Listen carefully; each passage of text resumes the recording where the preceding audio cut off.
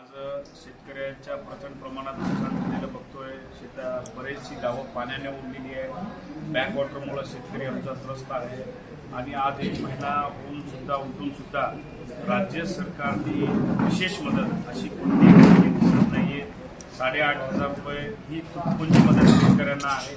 कारण शेतीमधलं एक एकरचं जर सोयाबीन त्याला काढायचं असेल तर 5,000 रुपये मजुरी त्याला द्यावं लागत आहे. त्यामुळं आज आम्ही काँग्रेसच्या समितीतर्फे मागणी केली आणि सरकारकडे आम्ही मागणी करत आहोत की कोल्हापूरच्या धर्तीवर जसं त्यांनी विशेष मदत केली तसंच विशेष पॅकेज 50,000 रुपये प्रति हेक्टरी जसं पंजाब सरकारनं त्वरित 8 दिवसात दिले तसं येणाऱ्या 3-4 दिवसात सरकारने शेतकऱ्यांनी द्यावं.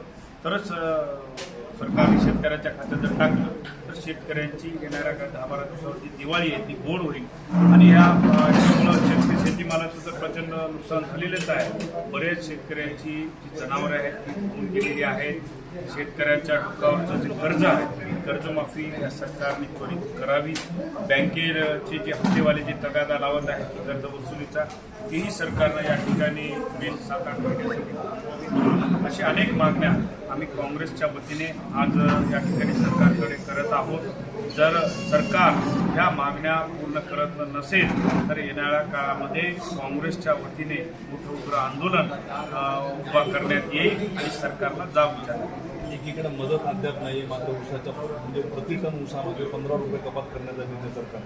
आज आपण बघू शकतो की सरकारने असा एक निर्णय घेतलेला दिसते की प्रति टन 15 रुपये शेतकऱ्याकडूनच या ठिकाणी वसुली करताना दिसत आहे. तर हे सरकार खरं तर शेतकऱ्यांच्या प्रति असंवेदनशील आहे का असं मला या ठिकाणी सरकारला प्रश्न विचारायचा आहे की शेतकऱ्याला उलटी मदत करायचं सोडून शेतकऱ्याकडूनच तुम्ही 15 रुपये कपात करून ऊसामधून पैसे जर घेत असाल तर या ठिकाणी सरकार हे शेतकऱ्यांचं विरोधी सरकार आहे का असा हा मला प्रश्न विचारायचा. आपण 30 जिल्ह्यामध्ये महाराष्ट्राच्या काँग्रेसकडून पाहणी करण्यात आली. त्यांचा पुढचा टप्पा निश्चितच येणाऱ्या काळामध्ये काँग्रेसच्या वतीने तीव्र आंदोलन या ठिकाणी उभारल्याचं आपल्याला दिसेल.